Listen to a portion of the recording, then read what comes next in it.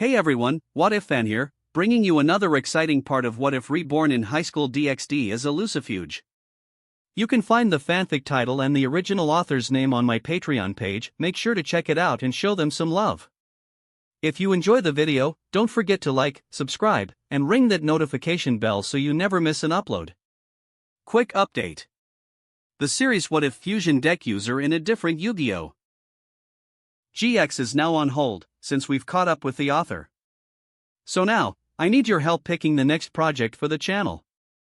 I'm currently deciding between these three fanfics.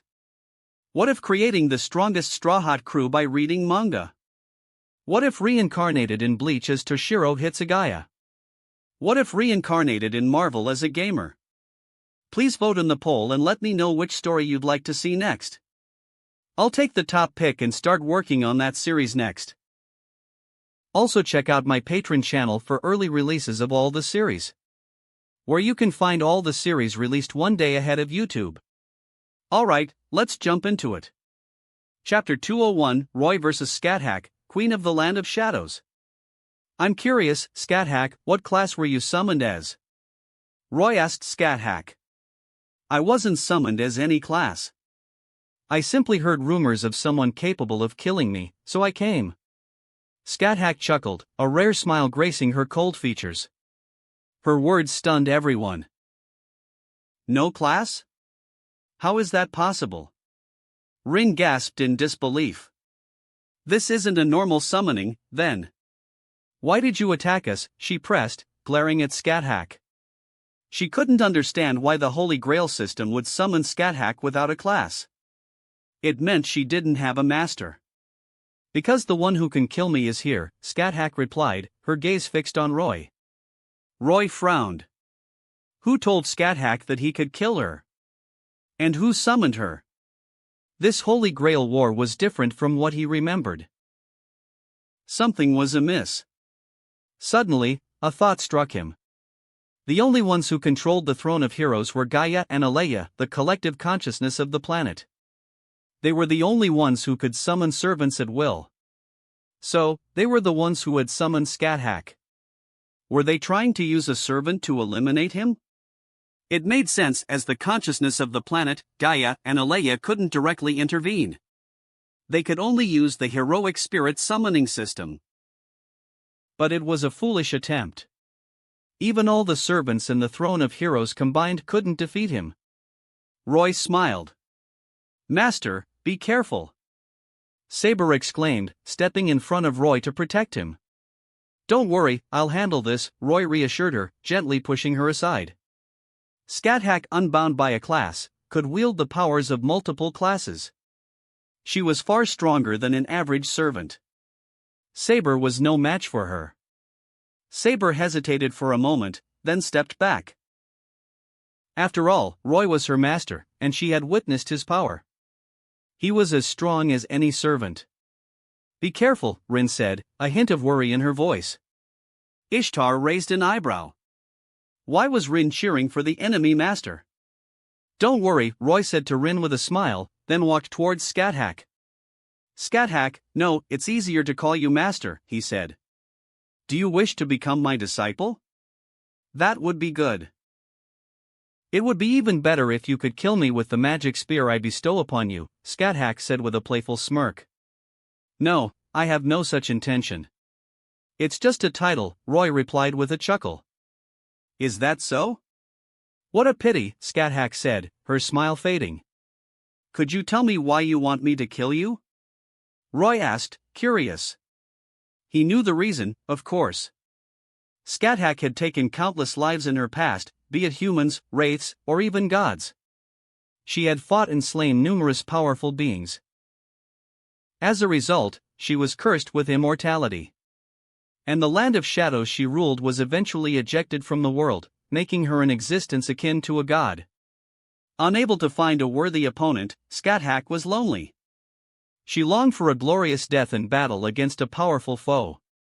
Her answer was as Roy expected. Rin, listening to their conversation, was shocked. To kill gods as a human. Scathack was incredibly powerful. Master, what you truly desire is a good fight, isn't it? Roy said, seeing through her facade. This woman's thirst for battle was no less than Ilyalu's or Estetha's. In fact, it might even be stronger. Indeed, Strawhat admitted, surprised that he had seen through her. Roy smirked. In that case, there's no need for a deathmatch. Become my servant. That way, you can enjoy battles to your heart's content. There's no shortage of battle-hungry individuals among my servants. He was telling the truth. Ilyalu, Toru, and the other dragons were all eager for a good fight. They wouldn't feel right if they didn't have a few battles in the subspace every day. Of course, they had other appetites as well. Lukua often dragged Roy into the time-stop field for days of intense training. After all, she was a dragon who had been hungry for countless years. Athena and Métis also loved to fight. And they were all incredibly powerful. Strawhat, although strong, was only at the Mao level. She was no match for Toru and the others. Servant, you say? If you can defeat me, I might consider it, Strawhat replied, intrigued by his offer. For Strawhat, battle was everything. She was eager to test Roy's strength. Come then. Let me see if you're worthy of being my master, she declared, pointing her crimson spear at Roy. Roy didn't waste any more time. He called out. I'm here, Roy, it's been a while since you summoned me, said, appearing beside him with a pout. How about some ice cream later? Roy offered with a smile, patting her head. Yay! Cheered, nuzzling his hand. It's a deal then. Looked at him with her blue eyes, then transformed into the demon-slaying sword. Roy grasped the sword and pointed it at Strawhat. Interesting. It's the legendary sword spirit, Strawhat commented, intrigued by Est. He really is a pervert. Even a little girl like that.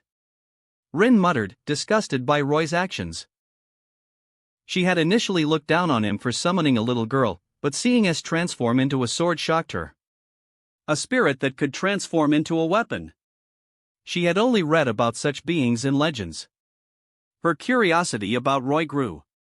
Let's begin, Roy declared. Strawhat instantly charged towards him, her spear aimed at his vital points.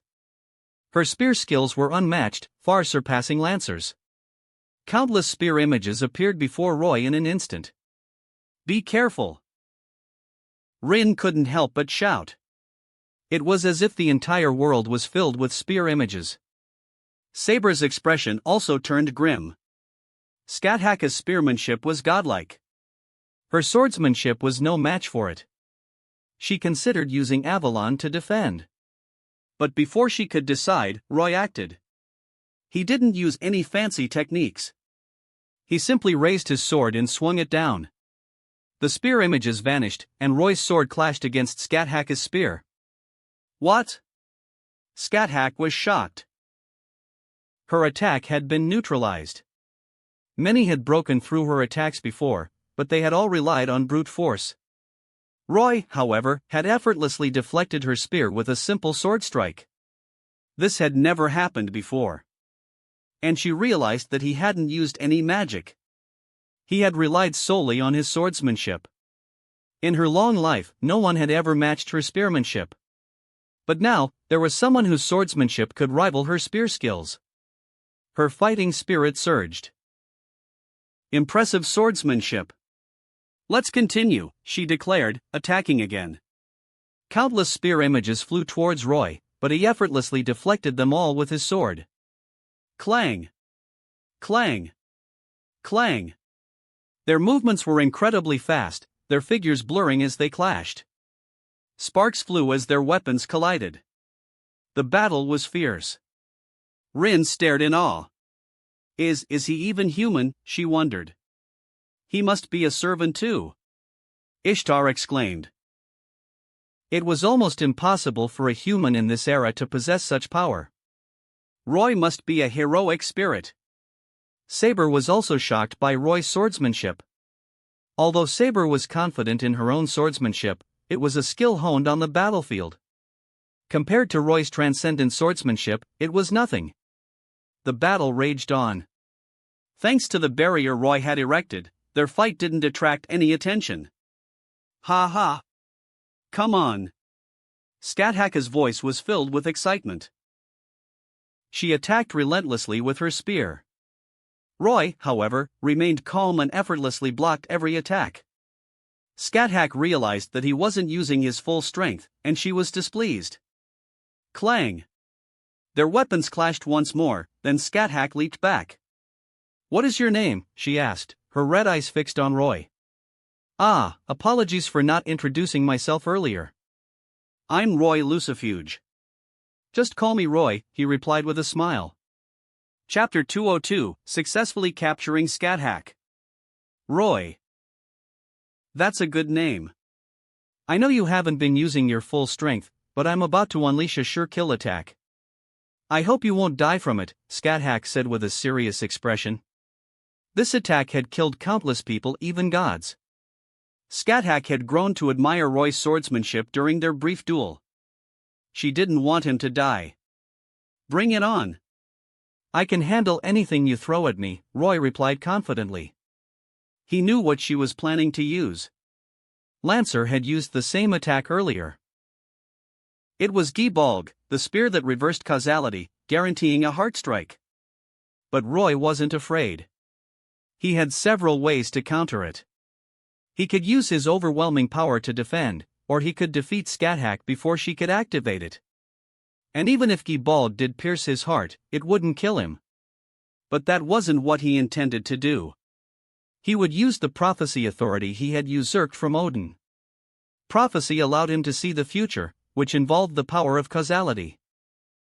Gibalg also utilized causality. So, which was stronger? Roy smirked. Skathak, hearing his words, raised her crimson spear, then summoned another one in her other hand. Both spears glowed with intense red magical energy. She focused on Roy, her body lowering slightly. Then, she charged. Gibalg! The sky turned crimson, and Roy's vision narrowed, focusing solely on the incoming spear. He activated prophecy and saw the future of Gibalg. He shifted his body slightly, and the spear missed. Impossible! Skathak gasped, staring at her spear in disbelief. Her sure kill attack, which had never missed before, had been evaded.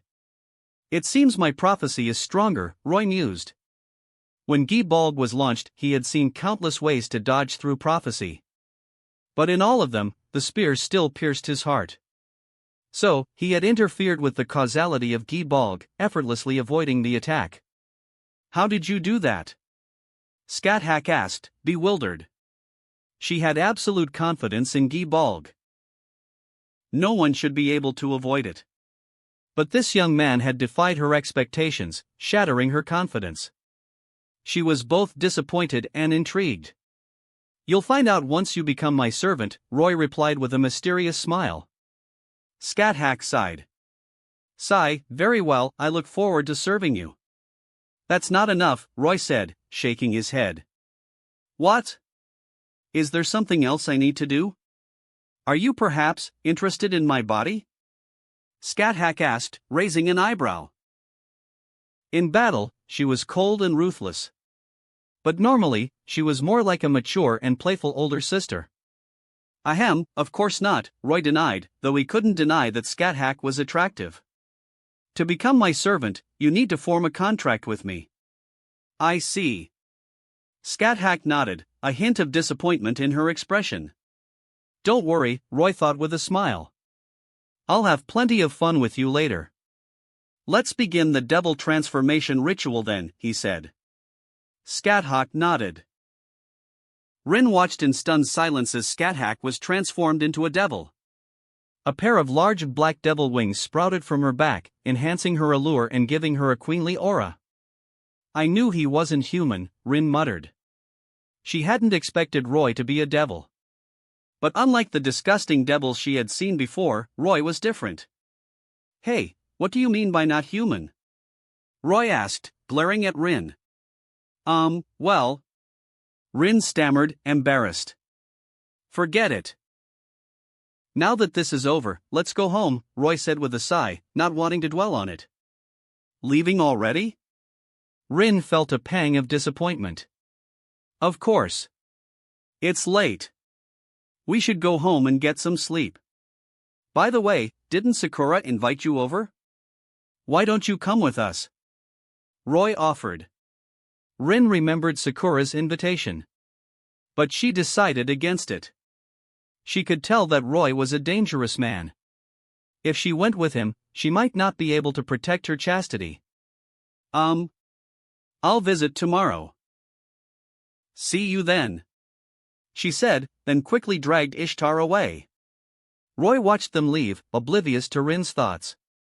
If he knew what she was thinking, he wouldn't hesitate to fulfill her expectations. Saber, Scathach, let's go home, Roy said. He was in a good mood, having successfully recruited Saber and Scathach. Master's home? Saber echoed curiously. I'm looking forward to it, Scathach added. They were both curious about Roy's home. Roy snapped his fingers, and a magic circle appeared beneath their feet. They vanished. The battlefield, littered with debris, was left behind. But someone would clean it up eventually. Roy Oniai-chan, you're finally back. Sakura and Irisville exclaimed, rushing towards him as soon as he appeared in the living room. Roy chuckled, embracing the two girls. I'm back. Master, who are they? Medea asked, eyeing Saber and Scathach with suspicion. She could sense their power, and jealousy burned within her. She had initially only seen Sakura, her little sister, as a minor threat. But now, there were two more women. She was not happy. Although she was devoted to Roy, she was also possessive. Let me introduce everyone, Roy said, gently patting Medea's head to calm her down. Medea was surprised by the head pat. It was a new and pleasant sensation. Her jealousy subsided slightly. This is Saber, the servant I summoned, Roy explained, showing them the command spells on his arm. Oniai-chan, how did you get command spells? Sakura asked, confused. He hadn't had them this morning. I took them from an ordinary human. It's too dangerous for a normal person to be involved in the Holy Grail War. It's better for him to remain as he was, Roy replied with a shrug. He was referring to Shiro, of course. Sakura agreed. And who is she? She asked, pointing at Scathach. She's Scathach, the queen of the land of shadows. But she's my servant now. What? The queen of the land of shadows? Sakura gasped. She had heard of the legendary queen. That's right, little girl. Scathach confirmed, amused by Sakura's reaction. Saber, Scathach, let me introduce you to Sakura and Irisville and Medea, Roy said. He introduced everyone, and the atmosphere became more relaxed. Sakura and Medusa then went to prepare dinner. Roy, Saber, and Scathach chatted in the living room. This is quite a place you have here, Roy, Scathach commented. She had explored the mansion grounds and was impressed by the beautiful environment and the abundance of spirits. Even in her time, spirits were rare. But here, in this small mansion, there were so many spirits playing freely. I brought them from other worlds, Roy explained casually as he sipped his tea. What? From other worlds? Scathach's interest was piqued. You can travel to other worlds, Master? Is it the second magic? Medea asked in surprise. The second magic in the Fate universe was the ability to manipulate parallel worlds. It was wielded by Kistur Zelrut Schweinorg. He was the teacher of the Tosaka family and the one who had taught them jewel magecraft. Zelruch had also created many items utilizing the power of parallel worlds. No, it's not the second magic. The worlds I visit aren't parallel worlds, Roy replied, shaking his head. I'm curious about the worlds you've been to, Oniai-chan, Irisville said, sitting on the sofa and resting her head on his lap. Roy gently caressed her cheek and told them about the world of Blade Dance of Elementalers. It was a beautiful world, especially the elemental spirit world, with its unique and breathtaking scenery. Saber and Scathach were fascinated by his description. No wonder you said I could enjoy battles to my heart's content, Roy. You must have been to many powerful worlds, Scathach said, her eyes gleaming with anticipation. She was eager to fight strong opponents from other worlds. Yes, I've been to many worlds with incredibly powerful beings who can easily destroy entire countries, even the world itself. Is that so? It seems I made the right choice. I can't wait to fight those unknown warriors, Scathach said, her fighting spirit burning. Ha, you'll have your chance, Roy assured her with a laugh. Chapter 203. Rin Tosaka's visit, the truth about the Grail. That night, after a delicious dinner prepared by Sakura and Medusa. Don't be shy, everyone dig in, Roy announced. Itadakimasu, the girls chimed in unison before starting their meal. Delicious, Saber exclaimed, savoring a piece of braised pork. Her expression was adorable. Roy chuckled, observing her with amusement. Even when she was eating, Saber was incredibly cute. Knowing Saber's appetite, he had asked Sakura to prepare extra food. But it seemed Sakura had still underestimated her. Fortunately, Roy had plenty of food stored in his subspace. Sakura smiled, pleased with Saber's compliment. Later that night, after putting Sakura and Irisville to bed, Roy went to Scathach's room. Master, what brings you here so late? Scathach asked, curious about his intentions.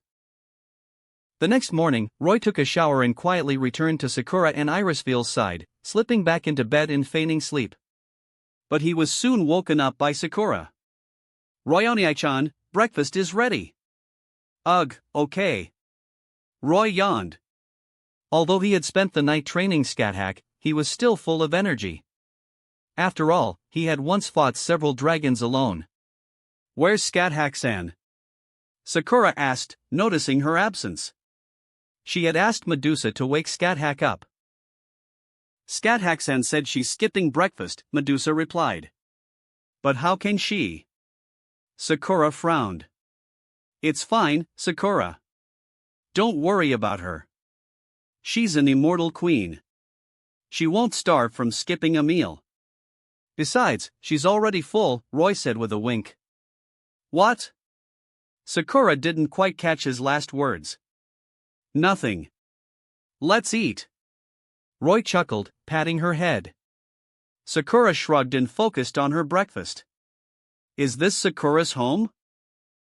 Rin wondered, staring at the mansion enveloped in a multicolored barrier. No matter how she looked at it, she couldn't figure out how it was done.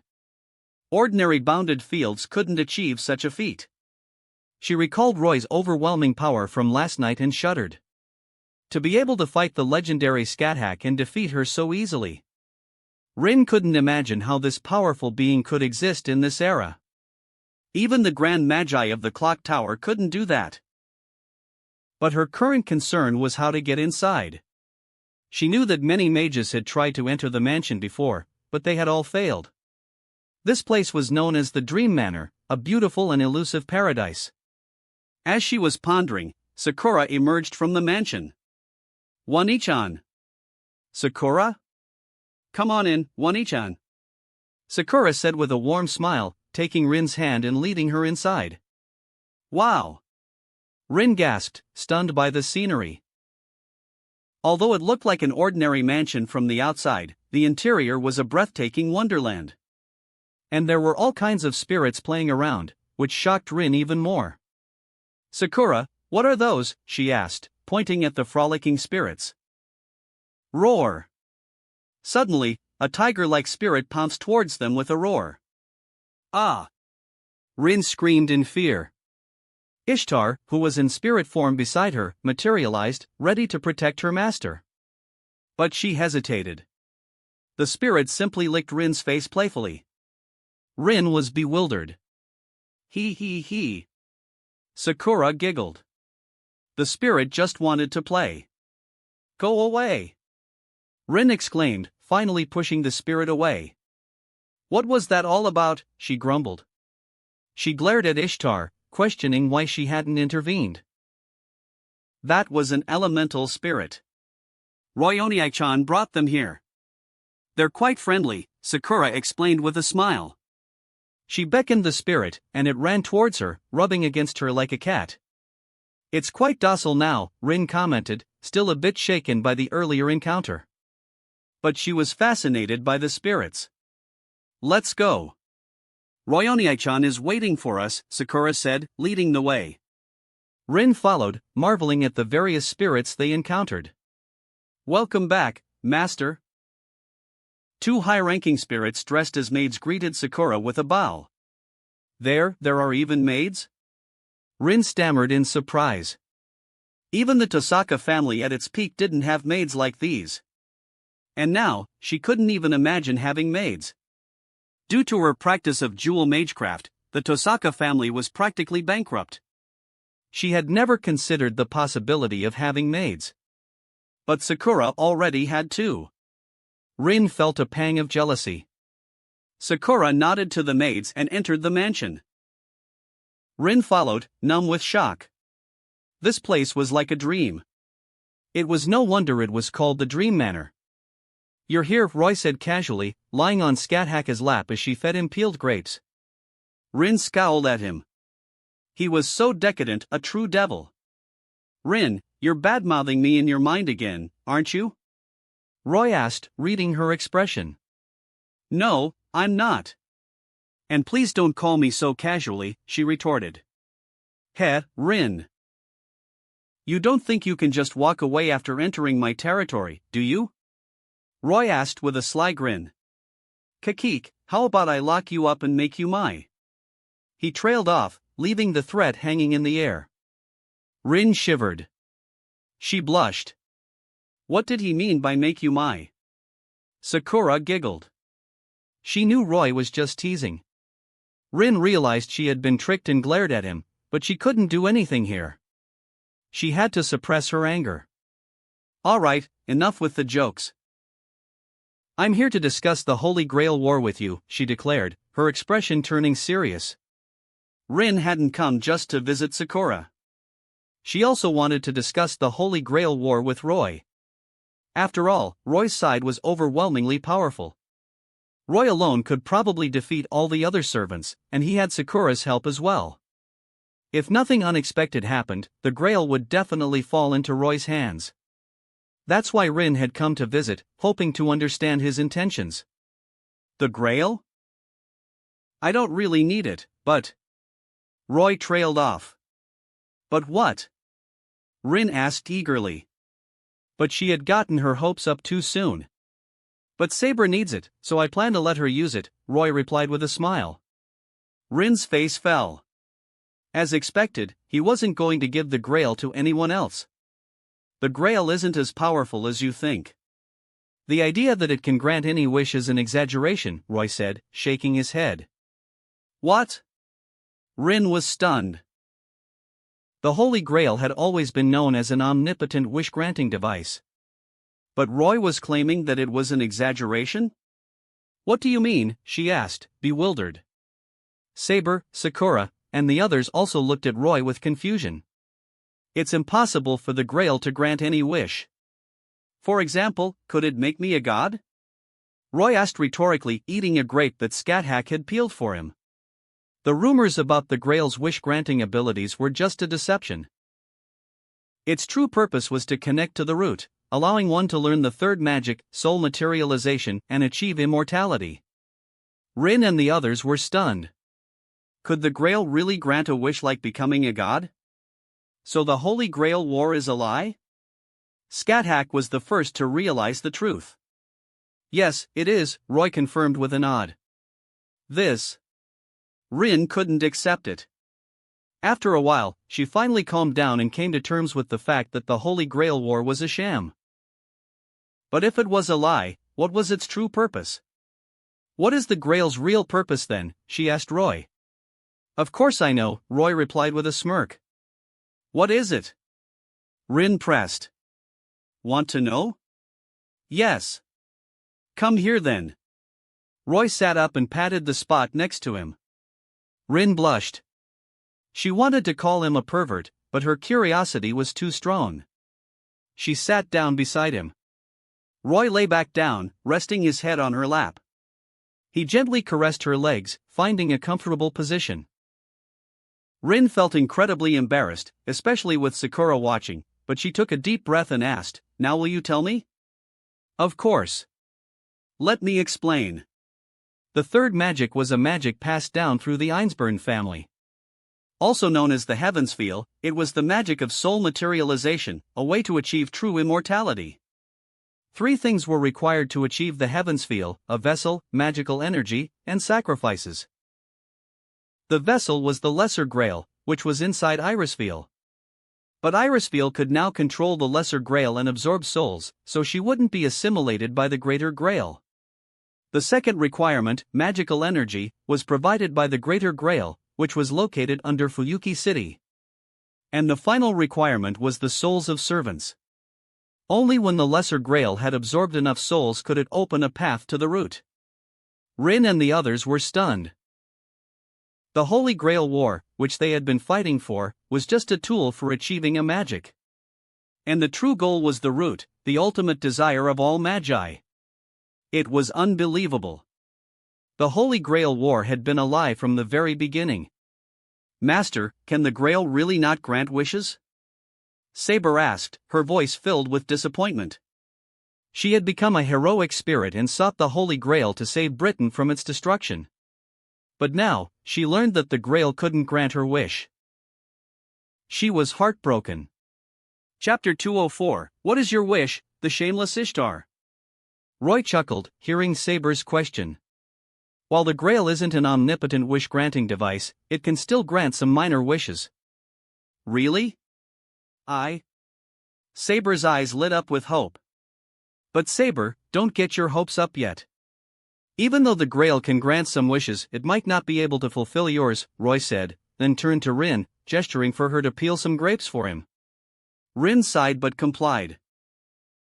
Roy Oniai-chan, why not? Sakura asked, confused. She was massaging his legs. Saber also looked at him questioningly. Because of the failed Holy Grail Wars in the past, Roy explained. The failed wars? Yes.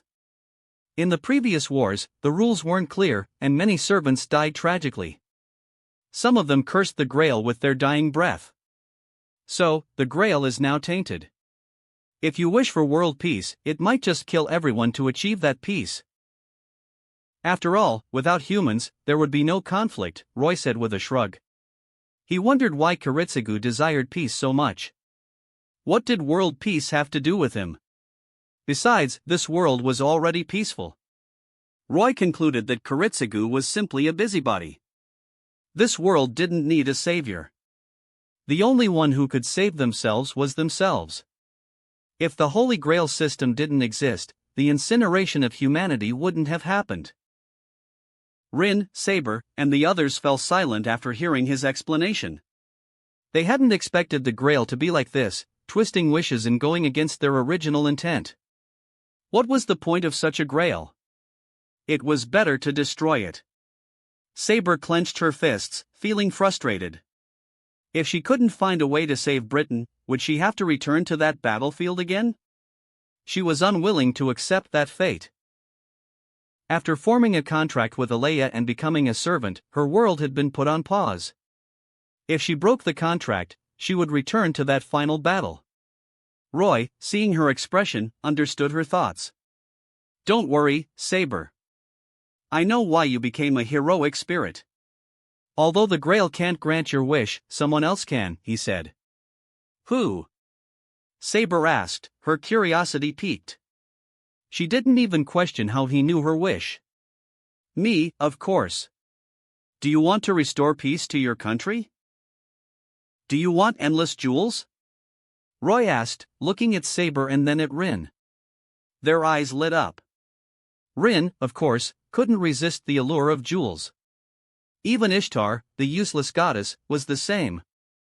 They would do anything for jewels, much like a certain shameless shrine maiden. And Saber, who had become a heroic spirit to save her country, was naturally excited by his words. But they were also skeptical. Roy seemed powerful, but could he really grant their wishes? How can you do that? Rin questioned. You don't believe me? Roy asked with a smirk. Of course not. Rin crossed her arms defiantly. Then allow me to demonstrate, Roy said, getting up from Rin's lap and looking at her with a serious expression. Do you want a lot of jewels? Jewels? Ishtar's eyes sparkled, and she nodded eagerly. Yes, I do. I'll do anything for jewels. Rin's face darkened. Idiot. Don't say such misleading things, she scolded. What did she mean by anything? To think that this servant, who looked exactly like her, would do something shameless. Rin felt like she was going crazy. Rin, you shouldn't say that. Although Ishtar is your servant, she's still an individual. You should treat her with respect, Roy chided, then turned to Ishtar. How about switching sides and becoming my servant? I have plenty of jewels. You can have as many as you want. Don't agree to that. Rin hissed. How dare he poach her servant right in front of her? Although she was often annoyed by Ishtar, she still acknowledged her as a capable servant. After all, they had a lot in common, such as their love for jewels. Humph. Master is finally getting worried, huh? But I won't betray you, Ishtar declared with a smug grin. She was secretly pleased that Rin cared so much. Well, suit yourself, Roy shrugged. Aren't you going to show us what you can do? I'm waiting, Rin said expectantly, hoping to see him fail. Roy chuckled. All right, then allow me to demonstrate. He focused his magic power, and an oppressive aura filled the living room, plunging it into darkness. Rin and Ishtar were startled by the sudden display of power. Roy began chanting. To the king who rules the world. With forbidden magic, I forge exquisite jewels. May the people prosper, praising his divine deeds. May his name be etched in history, my magic, transformed into refined jewels. My will, turning all falsehoods into reality. This spell was based on one of Toru's spells, which could make any food incredibly delicious. Toru had created this spell specifically to enhance her culinary experience. She was quite skilled in magic. And Roy, with his magic authority, was no slouch in magic either. He had modified Toru's spell to create something out of nothing, to conjure jewels from thin air. As he finished chanting, a jewel materialized on the floor. Then another, and another, and another. Soon, the entire living room was filled with sparkling jewels of various colors. Rin and Ishtar were stunned. They couldn't believe Roy had actually conjured so many jewels from thin air. Ishtar couldn't resist the allure of the glittering jewels. She pounced on the pile, hugging them with a blissful expression. Rin, although more composed, couldn't help but pick up a jewel and examine it with fascination. Sakura and the others were also surprised, but having witnessed Roy create an entire mansion from nothing, they weren't as excited about the jewels. Saber, Medea, and Medusa, however, were still amazed. This power was godlike. These are real jewels. Rin exclaimed after examining them. They were all high-quality jewels. If used for jewel magecraft, their power would be immense. Rin's eyes sparkled like the jewels themselves. Roy chuckled, seeing her reaction.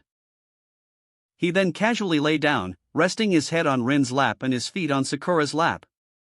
How about I become your sponsor? You can have as many jewels as you want, he offered playfully. Rin blushed. She was tempted, but her pride prevented her from accepting. I'll do it. I'll do it, give me the jewels, and I'll do anything. Ishtar suddenly declared. No problem. These jewels are yours. From now on, you're my. Roy trailed off, leaving the suggestive offer hanging in the air. My what? Rin wondered. Roy, of course, wouldn't explain. The implication was clear. Ishtar, not caring what he meant, immediately stored the jewels in her gate of Babylon. She then approached Roy with a smile. Master, what do you want me to do? Master?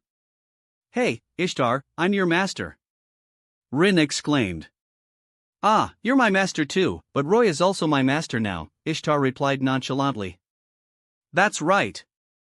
There's no rule against having two masters, Rin. You're the one who's wrong here. Roy chided playfully. He then beckoned Ishtar over. Ishtar quickly moved closer, squeezing Rin aside. Roy pulled Ishtar into his arms and caressed her thigh. Not bad, even without stockings. He commented with a smirk. Chapter 205, The Way to Save Britain, A Date with Artoria. Roy's actions made Rin blush, as if he were touching her own thighs. Even Ishtar blushed slightly. Despite being a useless goddess, she was still a young woman. Master, can you really grant my wish? Saber asked, her eyes filled with hope. She had witnessed Roy conjure jewels from thin air, but could he really save her country? Saber, you haven't even introduced yourself yet, Roy said, shifting his position to lie on Ishtar's lap instead. My true name is Artoria Pendragon. Artoria? Are you the King Arthur of Britain? Rin interrupted, her voice filled with surprise. Yes, I am the King of Britain. Incompetent king, Saber replied with a self-deprecating chuckle. Everyone was stunned. They hadn't expected Saber to be the legendary King Arthur. Saber. That's a bit of a mouthful. How about I call you Artoria instead? Roy suggested. By the way, Artoria, what is your wish? Artoria didn't object and answered, I want to save my country. Save your country? But if I remember correctly, Britain has already fallen in your timeline, Sakura said, confused. No, my country is divided, but it hasn't truly fallen. And I haven't died either. I simply made a contract with a certain being and became a heroic spirit, Artoria explained. They were intrigued. Strictly speaking, Artoria wasn't a normal heroic spirit. She was more like a pseudo-servant. This was because she had made a contract with Alea on the verge of death. In exchange for becoming a heroic spirit after death, her only wish granted by the Holy Grail was to redo the selection of the king. Her body remained frozen in time, at the moment of her death. She wasn't used to being a spirit, or rather, she couldn't be. She was frozen in time until summoned. To break the contract, she had to destroy the Holy Grail with her own will. I can't believe the legendary King Arthur is a woman. Rin exclaimed in disbelief. This is a bit tricky, Roy said, stroking his chin thoughtfully. Although his magic could easily alter an entire country, Artoria's world was a parallel world. His system could only transport him to different points in time within the same world, not to parallel worlds. Can't you do it?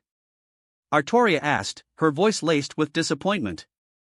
My magic can indeed change the world, but... But what? Artoria asked anxiously. But I can't go to your world, Roy replied with a shrug. Artoria hadn't considered that. Even if Roy could save her world, it was useless if he couldn't reach it. She was disheartened. Is there really no way? Rin asked with a frown. Of course there is, Roy said confidently. What is it? Artoria's eyes lit up with hope. The legendary second magic should be able to do it. It can interfere with parallel worlds. And the user is Zelruch, the teacher of the Tosaka family, Roy explained. Zelruch? I've never heard of him, Rin said, confused. She didn't know her family had such a powerful magic. In the Fate Route's Heavensfeel scenario, Rin had used the power of the jeweled sword to defeat a corrupted Sakura. The story of Fate/Kaleid liner Prismaelia was caused by him. Of course he exists. But it was a long time ago. If you search carefully, you should be able to find a jeweled sword left behind by him, Roy explained. Rin decided to search for the jeweled sword when she returned home. But that probably won't help Saber, right? Sakura said softly. Indeed, the only person who currently possessed the second magic was nowhere to be found. Even if he had left something behind for the Tosaka family, it wouldn't help Saber. Artoria's shoulders slumped.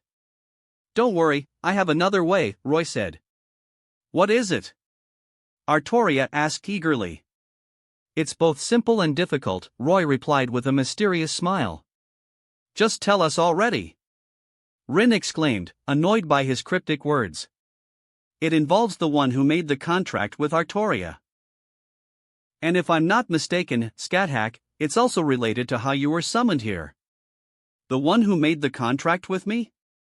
Artoria echoed, confused. She didn't know who had made the contract with her. Scathack was also puzzled.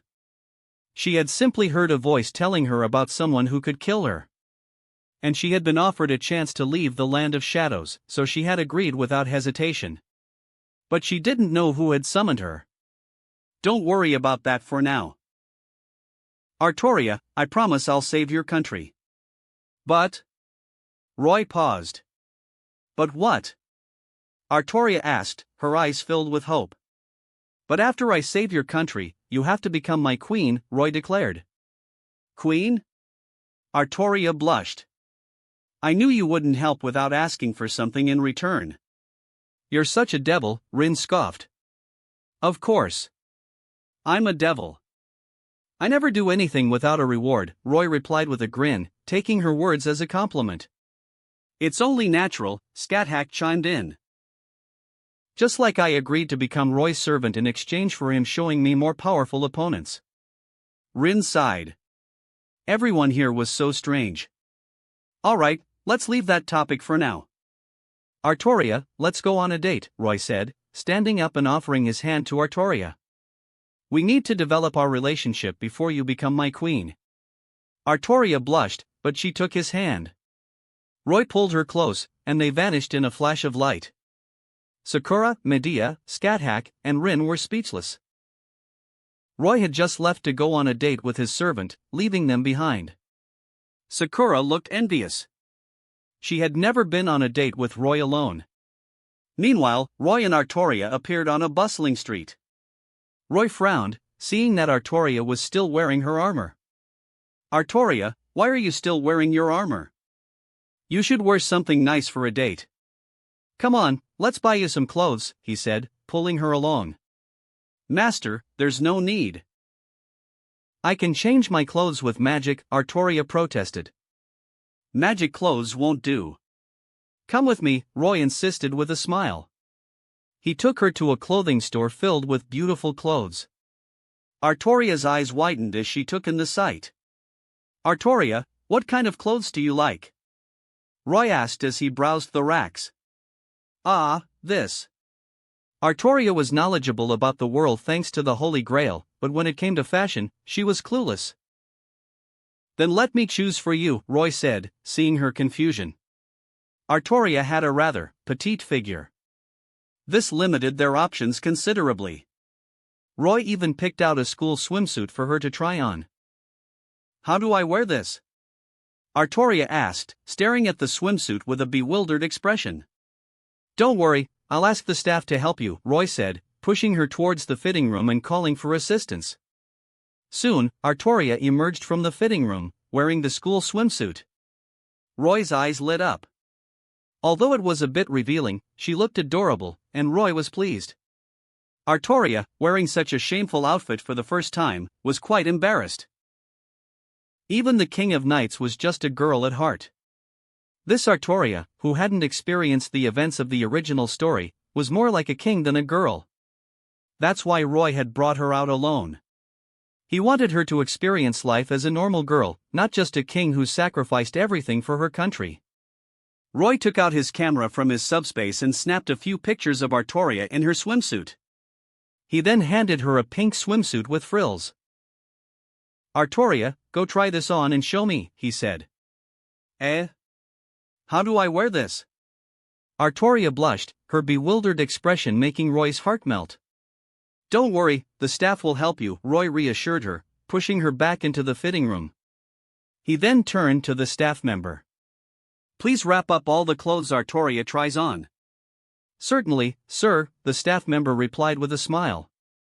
Roy continued to choose various outfits for Artoria to try on. Artoria was quite obedient and tried on even the most revealing clothes without complaint. Roy then took her to explore the rest of the shopping district. When they reached the food street, Artoria couldn't resist the temptation. Chapter 206, the traitorous sword attacks spanking Mordred. Artoria couldn't stop eating once they reached the food street. "Master, this is so delicious," she exclaimed, holding several skewers of grilled meatballs in one hand and takoyaki in the other. "Artoria, if you like it, eat as much as you want. But it would be even better if you called me by my name," Roy said with a chuckle, his heart melting at the sight of her stuffed cheeks. Artoria wasn't exactly Moen the same way as Kanna, but her occasional display of childish cuteness was still incredibly endearing. Artoria paused her eating, then blushed slightly and said, "Roy." "Yes, Artoria?" Roy replied, pleased that she had finally used his name. "Roy, is it okay for us to walk around so openly? Won't we be attacked by other servants?" Artoria asked. I don't think so. Aren't the Holy Grail war battles supposed to take place at night? With so many people around during the day, I doubt." Before Roy could finish his sentence, a figure suddenly charged out from a nearby alley. Clad in armor and wielding a massive sword, she attacked Artoria. Artoria quickly dropped her snacks and transformed, blocking the attack with Excalibur. Clang!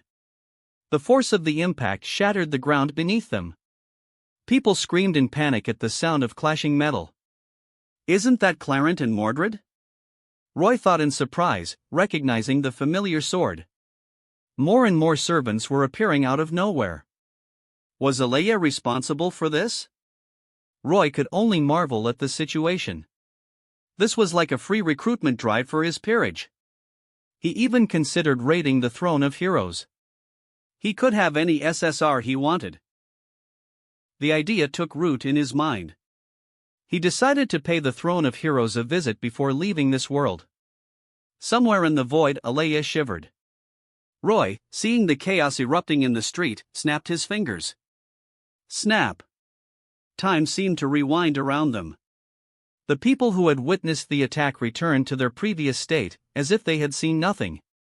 Roy then transported Artoria and the attacker to the subspace.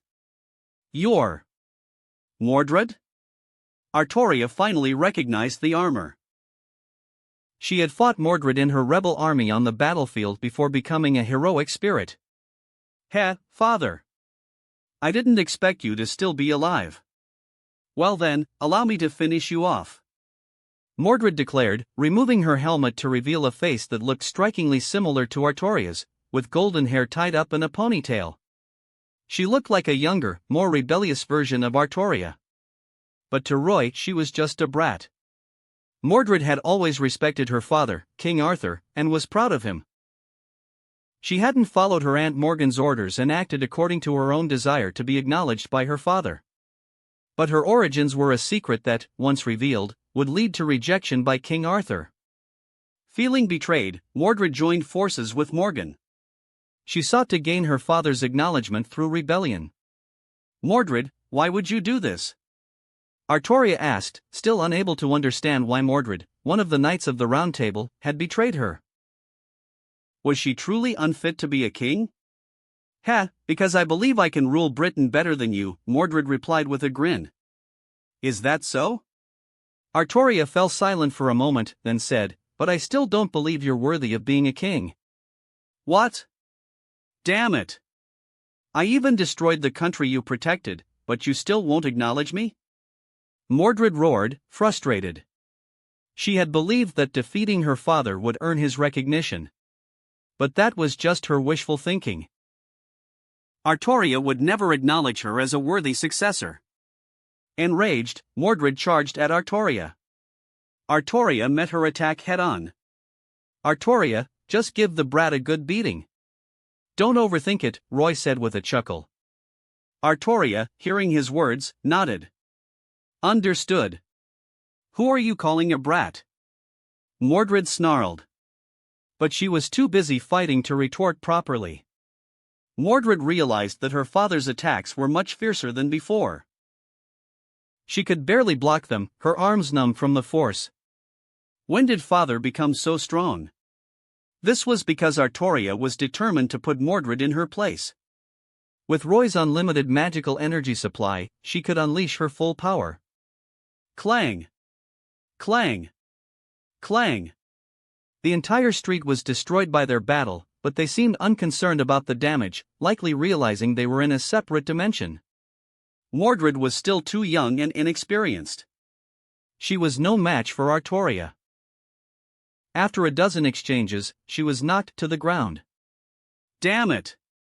Refusing to admit defeat, she raised her sword, Clarent, which glowed with red lightning.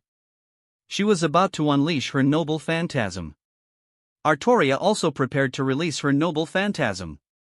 Clarent Blood Arthur, rebellion against my beautiful father. Excalibur! They both shouted, and their beams of light collided. The powerful energy destroyed everything around them. The ground cracked, and buildings collapsed. A massive trench formed between them. The light was blinding. The clash lasted for what seemed like an eternity. When the dust settled, Artoria was still standing, her sword pointed towards the sky. Mordred lay wounded in the trench.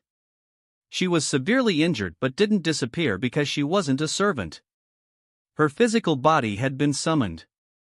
Roy winced. Artoria had been ruthless, almost killing Mordred.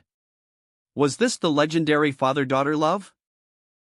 He walked over to the unconscious Mordred and poked her cheek with his finger. Her armor had deactivated since she was unconscious, revealing a red sports bra and shorts. Her outfit was surprisingly fashionable. But her flat-chested figure made her look like a tomboy. Suddenly, Mordred opened her eyes and swung her sword at Roy's neck. She knew he was her father's master. If she killed him, she would effectively defeat her father. A triumphant smirk spread across her face. But then... snap! Roy swiftly extended two fingers and caught the blade between them. Mordred was stunned. She hadn't expected him to effortlessly catch her sword. "Heh, you silly girl, did you really think I would fall for that?" Roy chuckled. He then flicked her forehead with his other hand. Ow! Mordred yelped, clutching her forehead. Her sword vanished. Roy had sealed her power with that flick and simultaneously healed her injuries. What? What did you do to me? Mordred asked, alarmed by the sudden loss of her power. This is what you get for being a naughty child. Artoria, watch and learn.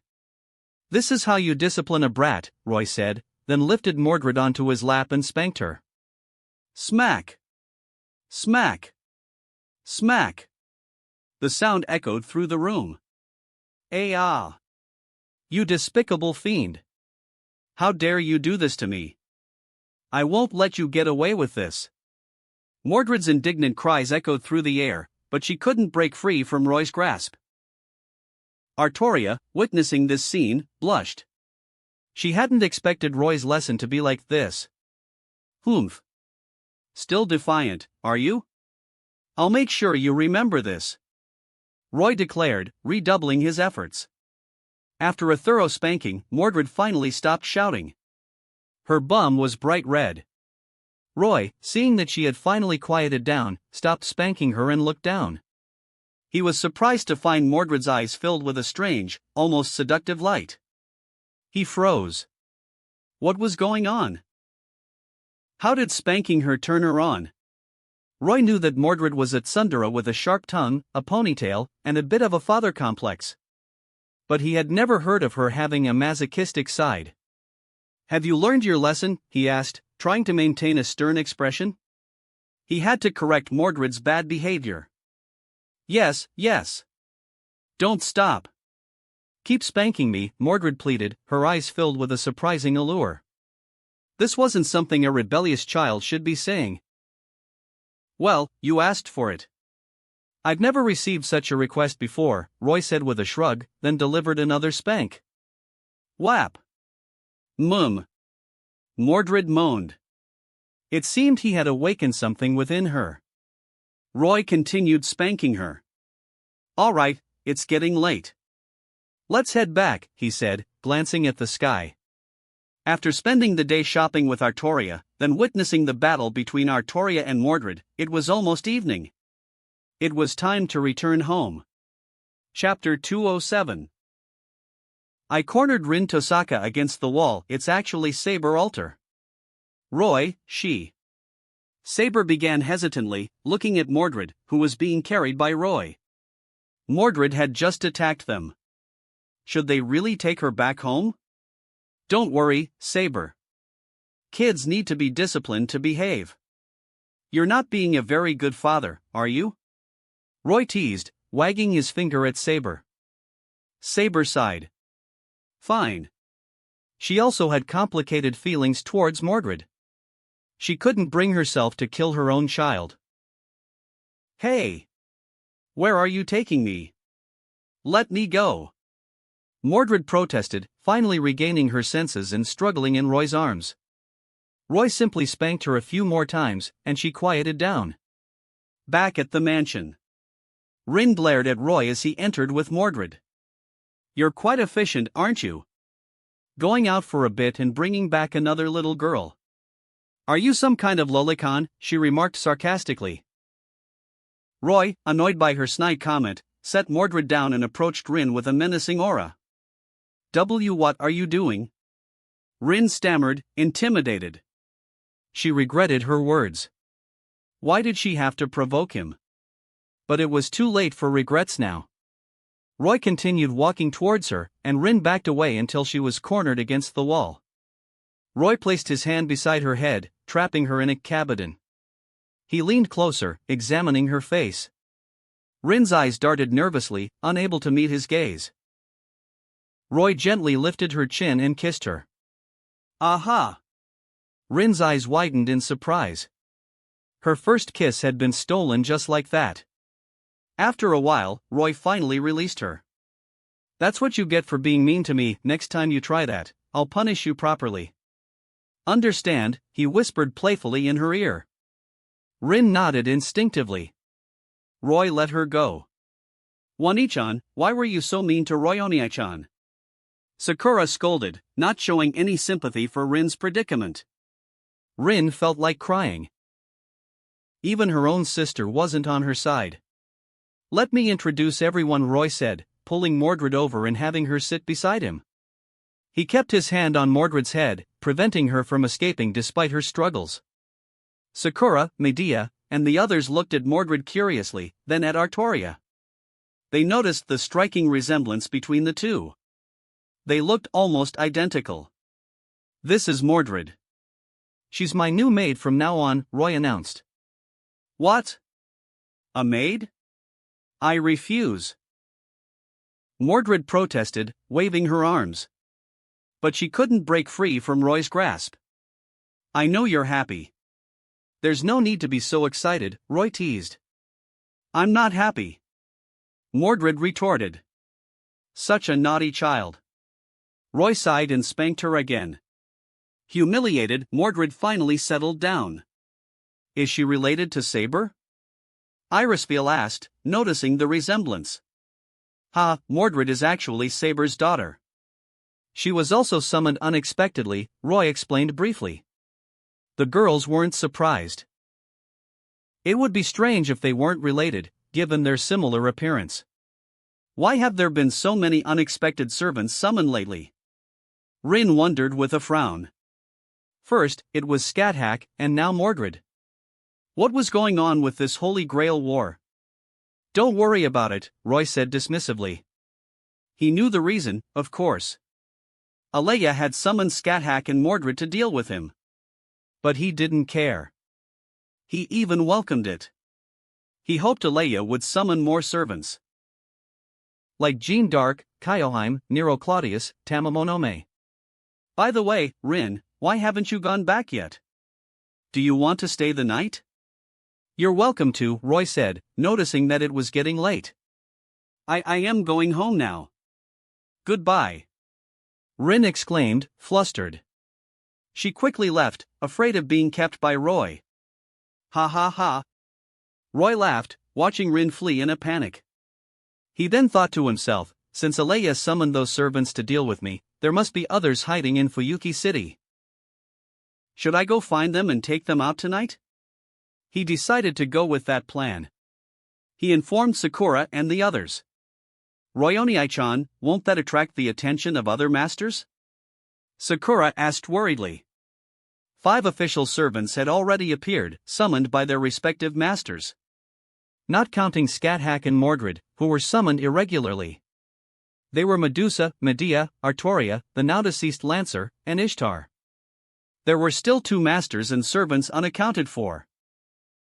Don't worry, Sakura. They're just 2 cowards.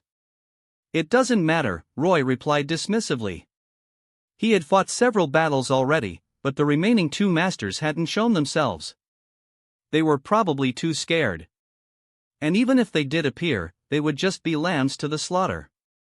Sakura nodded, trusting Roy completely. That night, they put their plan into action. Roy's magic enveloped Fuyuki City, and he quickly found several servants. Alea has really prepared a grand feast for me, he said with a smirk. Did you find them, Roy Oniai-chan? Sakura asked curiously. Yes, I did. Let's go say hello, Roy replied, then waved his hand, creating a magic circle beneath their feet. They vanished. They reappeared in Ryudu Temple. Who are you? A trembling voice asked. They turned to see a young man staring at them with fear. You're Issei Ryudu? Roy recognized him as the son of the temple's priest. He was also the student council president of Hamurahara Academy. He was just a minor character in the original story. How do you know my name? Issei asked, relieved that they knew him. At least they weren't complete strangers. He should be safe. Don't worry about that, Roy said with a shrug, then snapped his fingers, putting Issei to sleep. Roy Oniai-chan, why are we here? Sakura asked. Roy patted her head. Because there's a servant here. And this is where the Greater Grail is located. The Greater Grail? Sakura was surprised. She hadn't expected it to be here. Yes. But the Holy Grail War hasn't ended yet. Why is the Grail here? Well, it's like this. Roy patiently explained. They descended into the underground chamber beneath the temple. There, a massive magic circle was etched into the floor. This was where the Greater Grail was located. The magic circle was used to gather magical energy from Fuyuki's ley lines and store it for the Holy Grail War. Once enough magical energy was accumulated, the summoning ritual could be performed. If the magical energy from the previous war wasn't completely depleted, the next war would start sooner. Roy had drained the Greater Grail's magical energy 10 years ago, but it had already replenished itself. But Roy wasn't interested in the Greater Grail. He was here for the black-clad figure standing within the magic circle. She wore black armor, wielded a black and red sword, and exuded an air of authority. They recognized her instantly. It was Artoria. But this Artoria didn't have an Ahogue. This was Saber Alter, the corrupted version of Artoria. Roy was surprised that Alea had even summoned Saber Alter. But he was also pleased. If Saber Alter was here, then other versions of Saber might be present as well. He was starting to think he might be able to collect all 7 sabers and summon a dragon. Who are you? Saber asked, looking at Saber Alter with confusion. Was this another one of her daughters?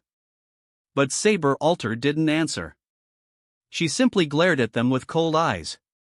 Let me explain, Roy said, seeing that Saber Alter wouldn't speak. She's also you, Artoria. But she's your corrupted form. My corrupted form? Saber was even more confused now. Chapter 208, Capturing Saber Alter, Holy Maiden Jeanne d'Arc. That's right. She's also you, Artoria, but from a parallel world, Roy explained with a chuckle. In the original story, Saber Alter was created when Saber was corrupted by the Ingram Manu within the Holy Grail. As a corrupted servant, she was colder and more ruthless, with a hint of a sadistic streak. But in this timeline, Artoria wouldn't be corrupted. This Saber Alter was simply summoned by Alea. However, Roy was quite interested in this corrupted version of Saber. She had a certain charm to her.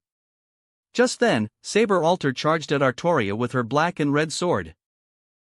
Artoria met her attack head-on. Their battle began. Both of them possessed similar skills and abilities.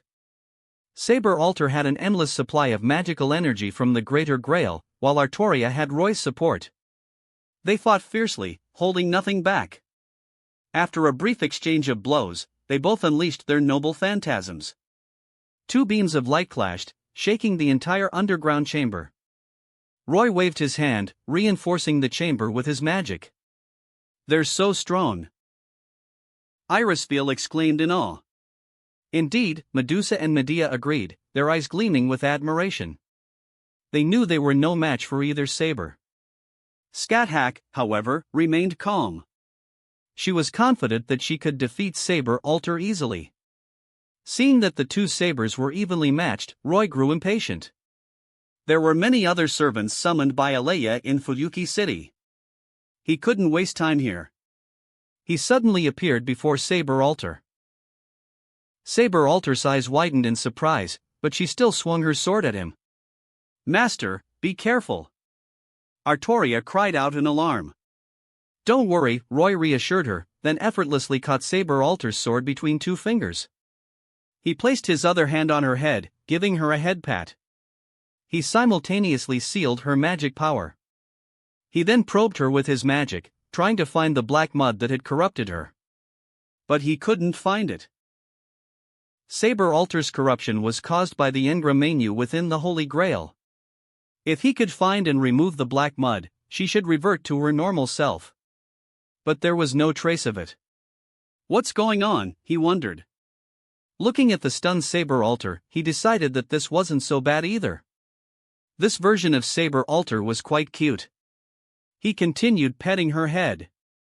Saber Alter, her magic sealed, simply stood there, frozen in place. What happened to her? Artoria asked, confused. I'm not sure, Roy replied, stroking his chin thoughtfully. In theory, Saber Alter was a corrupted version of Artoria.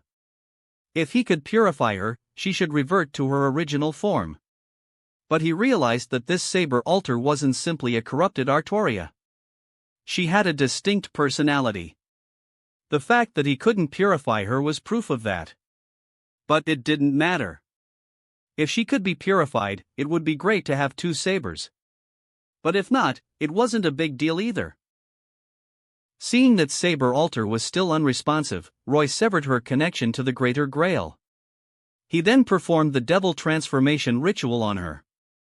Without any resistance, Saber Alter was transformed into a devil, gaining a new body. Aside from her white hair and lack of a hogue, she was identical to Artoria. The only difference was their demeanor. Saber Alter was originally cold and ruthless, but after being sealed and transformed into a devil, she became quiet and docile. And she seemed quite attached to Roy, which confirmed his suspicion that her personality was newly formed. He wondered which parallel world Alea had summoned her from. But this was a great gift. Alright, now that this is settled, let's move on to the next location, Roy announced, taking Saber Alter's hand. There are more servants? Sakura asked in surprise. Of course. And this time, there are two of them, Roy replied with a smile, then opened a portal. They vanished from the underground chamber. They reappeared in a forest on the outskirts of Fuyuki City. Two girls were engaged in a fierce battle. One had long, flowing golden hair, wore a silver-white battle dress, and wielded a spear. The other had white hair, wore a black battle dress, and wielded a sword. Who are they? Sakura asked, surprised by their intense fight. The other girls were also curious. They are Jeanne d'Arc, the Holy Maiden of Orleans, Roy explained with a smile. What? Jeanne d'Arc? The legendary hero who liberated Orleans in the 100 Years' War? Sakura and the others were astonished. But who's the other one? Sakura asked, assuming that the girl in the silver-white dress was Jeanne d'Arc. That's also Jeanne d'Arc, Roy replied. What? Why are there two of them? Well, it's similar to the case with Saber Alter, Roy explained vaguely. He didn't want to go into detail about how the black-clad Jeanne d'Arc wasn't the real Jeanne, but rather a being created by the Holy Grail. But it seemed that this dark Jeanne was even more popular than the original, perhaps because the real Jean was a bit too saintly. The two Jeans noticed their approach and stopped fighting. Servants? Who are you? Ruler Jean asked. We're masters participating in this Holy Grail war.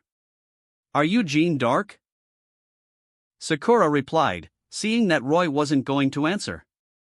I see. You're masters. By the way, I was summoned to correct the anomalies in this Holy Grail war. Have you noticed anything unusual? Ruler Jean asked. She had been summoned by the Holy Grail war itself, and her duty was to ensure the war proceeded as intended. But this war was already far from normal. Anomalies? Sakura glanced at Roy. The biggest anomaly was probably Roy's involvement in the war. Heh, I'm the anomaly you're referring to, Roy declared, stepping forward. What? You're the anomaly? Ruler Jean frowned, unsure whether to believe him. I have no reason to lie, Roy said with a shrug. Heh, I'm quite interested in you, boy, Dark Jean suddenly chimed in. And I'm quite interested in both of you. Why don't you come with me? Roy suggested. It's not very proper to invite girls to your home the first time you meet them, Dark Jean teased. He flicked his fingers, and both Jeans were suddenly pulled towards him. What's happening? Why can't I control my body? They both exclaimed in alarm. Don't bother struggling. It's useless. Just come with me, Roy said with a chuckle, enjoying their panicked reactions. He then activated a magic circle and teleported them away, wasting no time. They reappeared in the bustling food street. Artoria and Saber Alter couldn't help but salivate at the delicious aromas. Roy chuckled at Saber Alter's adorable reaction. He led the girls to a ramen shop. There were several other customers in the shop, including a pink-haired girl in a blue dress who was enjoying a bowl of ramen. Roy told Sakura and Artoria to order whatever they wanted.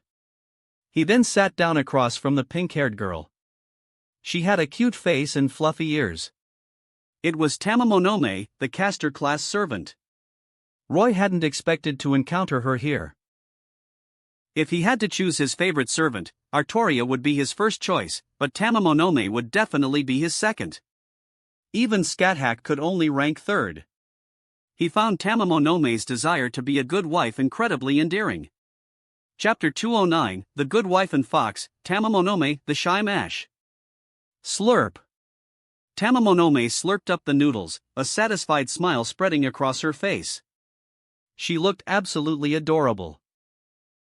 After savoring the taste, she finally noticed someone sitting across from her, staring. Who are you? And why are you staring at me? She asked in a sweet, playful voice. Ahem. I'm the one you've been waiting for, your destined partner, Roy declared without a hint of shame. You? Tamamonome examined him carefully, realizing she couldn't see through him. He was no ordinary human. And he was quite handsome, with a noble aura. Her eyes lit up. This man was quite suitable as a husband. Do you really want to be my husband? She asked, her eyes sparkling with anticipation. Her greatest wish as a servant was to be a good wife, and she was quite eager to fulfill it. Of course, Roy replied with a smile and a nod. Royoni-chan, who is she? Sakura asked, tilting her head curiously as she and the others arrived at the table. This is Tamamonome, another servant, Roy introduced. Tamamonome was confused. How did he know her name? She hadn't introduced herself yet. Who are you? How do you know my name? She asked, her voice laced with suspicion. Don't worry, we're just masters and servants, Roy explained calmly. Masters? And why are you here? Tamamonome wasn't surprised that they were masters and servants. She was more curious about their purpose. The current Holy Grail War has been disrupted by the unexpected summoning of several servants, Roy explained. We're here to restore order, and you, an uncontracted servant, need to come with us. The other girls couldn't help but twitch their lips at his blatant lies. Dark Jean and Ruler Jean, who had been forcefully contracted by Roy and had their powers sealed, glared at him with disdain. He had stolen their mission and was now using it to deceive others. How shameless. So they were also summoned unexpectedly? Tamamonome asked, glancing at the two Jeans. Humph. I wasn't summoned unexpectedly, Dark Jean scoffed. She had been summoned by the Grail itself, not by Alea. It was different. Alright, finish your meal and come with me, Roy said with a smile. Tamamonome looked at the other servants, then nodded. They all seemed quite powerful. She didn't think she could escape. Roy beamed, pleased with her cooperation. They then went to several other locations, encountering servants like Okita Suji, Leonardo da Vinci, and even Mash Kirilight. Roy brought them all back to the mansion. The next morning, Roy woke up late. Surprisingly, Sakura hadn't prepared breakfast yet. That was because last night, she had finally given herself to him completely. And Roy had spent the entire night training her. As a result, Sakura was still fast asleep. Well, let's let Sakura rest for a bit, Roy said, stretching and getting out of bed. After washing up, he went to the living room and found Rin already there. Since her visit yesterday, she had been able to freely enter and exit the mansion. Roy, what happened last night? There were so many battles in Fuyuki City, didn't you know? Rin bombarded him with questions. She had also noticed the battles between servants last night, but by the time she arrived, they were already over. She had no idea what had happened. And the lack of sleep had given her dark circles under her eyes. I just caught a few servants, Roy replied casually. Caught a few servants? Rin was confused. But then, Saber Alter, Dark Jean, and Ruler Jean emerged from their rooms, and she finally understood what Roy had done. She was shocked that so many servants had been summoned to Fuyuki without her knowledge. Fuyuki City is in chaos. The Holy Grail War is completely out of control. Rin exclaimed, alarmed by the number of servants that had been secretly summoned. After a while, she calmed down and looked around, her brow furrowed. Where's Sakura? She asked. Sakura was usually inseparable from Roy. Oh, Sakura? She's still sleeping.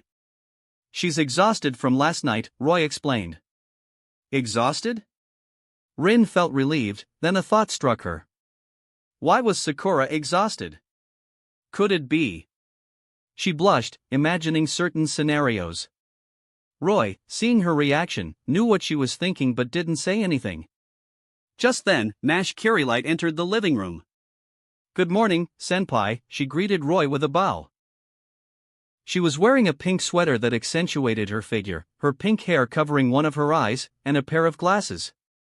Roy couldn't help but admire her cuteness. And she was already giving him a fan service moment first thing in the morning. Mash truly lived up to her nickname, Kohai-chan. Good morning, Mash, Roy replied, waving her over to sit beside him. Mash blinked, then sat down without hesitation. Senpai, is it true that you can prevent the incineration of humanity? She asked worriedly. Yesterday Roy had tricked her into coming with him by claiming that he could stop the incineration. And Mash, being the innocent girl she was, had believed him without a second thought. Roy sighed inwardly. She was so naive that she probably wouldn't even realize if he took advantage of her. Of course it's true, he replied confidently. What's the incineration of humanity? Rin asked curiously. It's about the future of humanity being destroyed, Roy explained simply. What? That's it? Rin exclaimed in shock. How could humanity be destroyed just like that? Mash, why don't you explain it to her? Roy said to Mash. He didn't want to deal with Rin's endless questions if he didn't explain it clearly. Okay, Senpai. Mash nodded obediently and explained the future events to Rin. Soon, Sakura, Irisfeel, and the others woke up. They were also curious about Mash's story and gathered around to listen. So, what was the incineration of humanity? It was caused by the unexpected summoning of the heroic spirit Solomon into the Holy Grail War. After winning the war, Solomon used the Grail to become human out of selfish desire. Without his control, the 72 demon gods he had once commanded began acting independently, eventually forming a collective entity known as Goetia. Goetia, using Solomon's body and the Throne of Heroes as a vessel, decided to incinerate humanity out of mercy. But Solomon hadn't been summoned yet.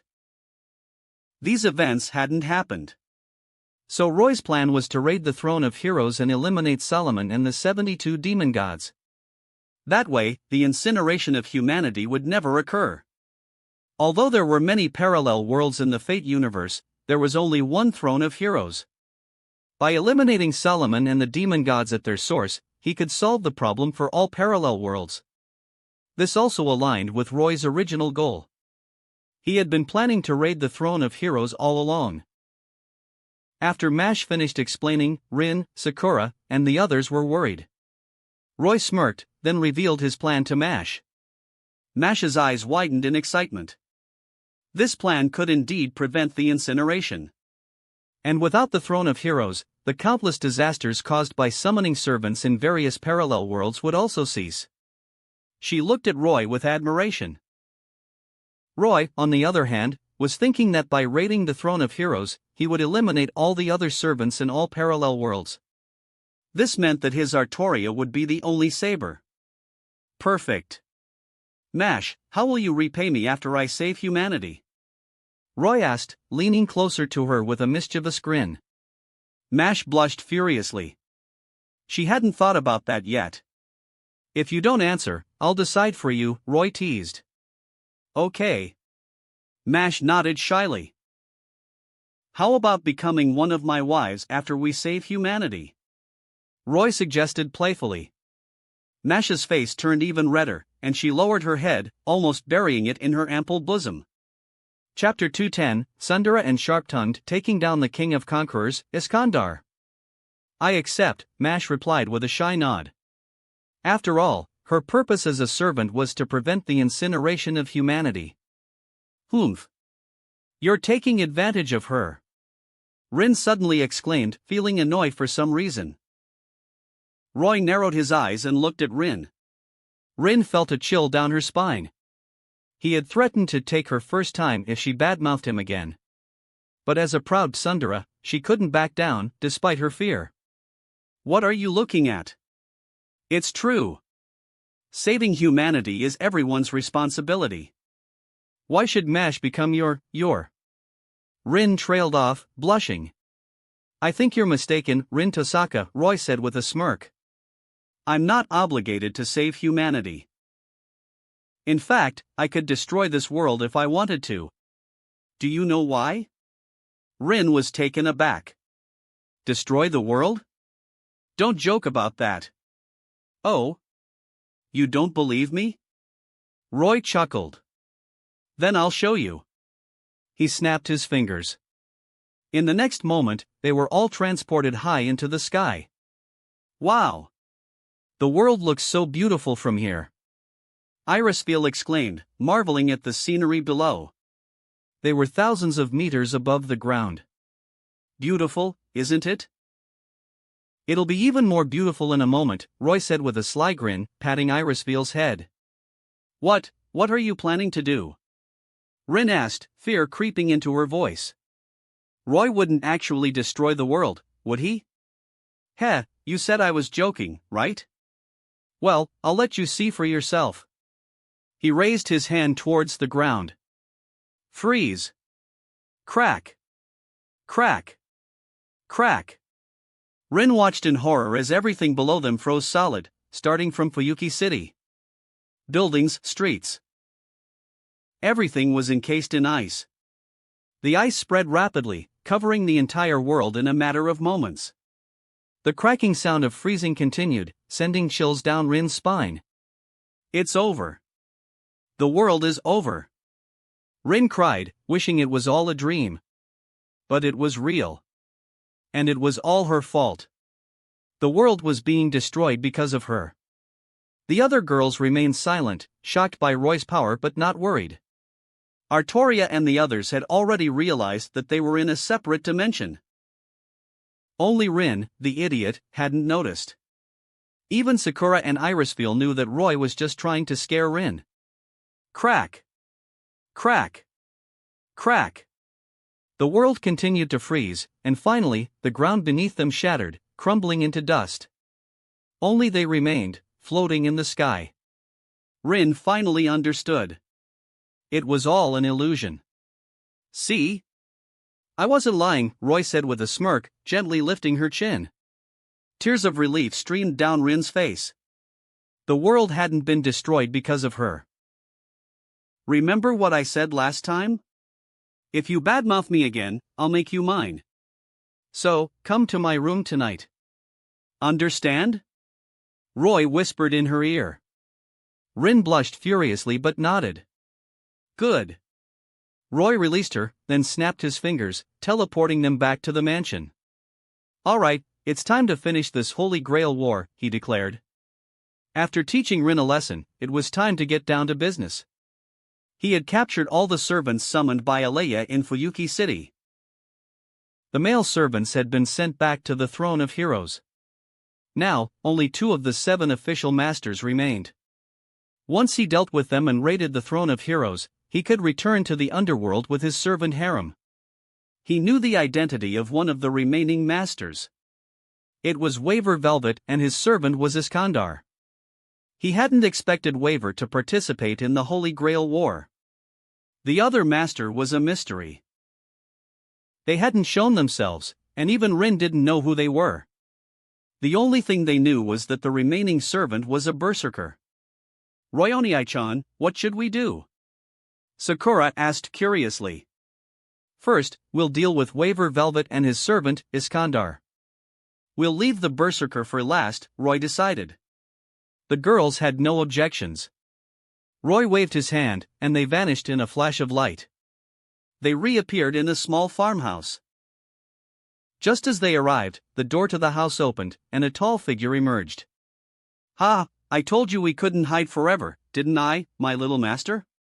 Iskandar boomed, clapping Waver on the shoulder, causing the boy to wince. Who are you? Why are you interfering in this Holy Grail war? Waver demanded. He and Iskandar had actually been present when Saber fought Lancer, but they had remained hidden. Iskandar had wanted to greet Roy and the others. But Waver, seeing Saber's overwhelming power, had immediately dismissed the idea. He used a command spell to force Iskandar to retreat with him. They had been hiding in this farmhouse ever since. They knew about the events that had transpired in Fuyuki City, but the Holy Grail War had become unpredictable and dangerous. They hadn't expected to be found. You don't need to know who we are.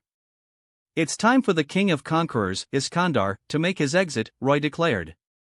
Allow me, Master. Saber stepped forward, eager to battle. All right, Saber, you can handle this, Roy said with a nod.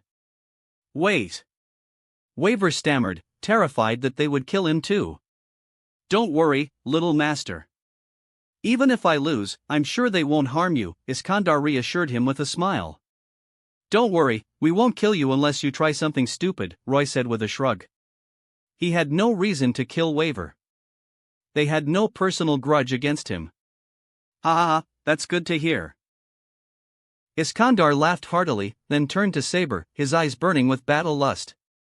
King Arthur of Britain, I admire you greatly. If there were a chance, I would invite you for a drink. But alas. Let us have a glorious battle in this final moment. Iskandar unleashed his powerful aura, and everyone was suddenly transported into a reality marble. They were in a vast desert, and countless soldiers stood behind Iskandar, awaiting his command. This was Iskandar's true trump card, his noble phantasm, Ionioi Hitairoi, Army of the King. It was a reality marble that allowed him to summon his loyal followers as independent servants to fight alongside him. Once summoned, they formed a massive army of tens of thousands. Each soldier was a true heroic spirit. But due to Iskandar's limitations, they didn't possess noble phantasms. And they didn't have classes or skills either. There were a few servants who were even stronger than Iskandar himself, as his personal combat abilities weren't as exceptional as his leadership skills. This demonstrated the power of Iskandar's noble phantasm. However, he was facing Artoria, who had an unlimited supply of magical energy. As the battle began, Artoria followed Roy's instructions and unleashed a devastating blast of magical energy, wiping out the entire army, including Iskandar. The soldiers summoned by Ionioi Hitairoi were immortal. Even if they were defeated, they could be resummoned. But if Iskandar himself was defeated, the noble phantasm would collapse. Iskandar's Ionioi Hitairoi was powerful, but it was no match for Artoria with unlimited magical energy. Aside from Artoria and Gilgamesh, most servants would struggle against such an attack. After defeating Iskandar, they ignored Waver and teleported away. This time, they appeared before the Einsburn castle in Fuyuki. The Einsburn family, having lost their homunculus creation techniques thanks to Roy's intervention, had fallen from grace. That wraps up this part of What If Reborn in Highschool DxD as a Lucifuge. Thanks so much for listening. As always, new parts drop every 4 days, so be sure to stay tuned. Quick reminder. The series What If Fusion deck user in a different Yu-Gi-Oh! GX is now on hold, since we've caught up with the author. So now, I need your help picking the next project for the channel. I'm currently deciding between these 3 fanfics. What if creating the strongest Strawhat crew by reading manga? What if Reincarnated in Bleach as Toshiro Hitsugaya? What if Reincarnated in Marvel as a gamer? Please vote in the poll and let me know which story you'd like to see next. I'll take the top pick and start working on that series next. Also check out my Patreon channel for early releases of all the series, where you can find all the series released 1 day ahead of YouTube. If you enjoyed the video, don't forget to like, subscribe, share it with your friends, and please consider supporting the original author as well. See you in the next one.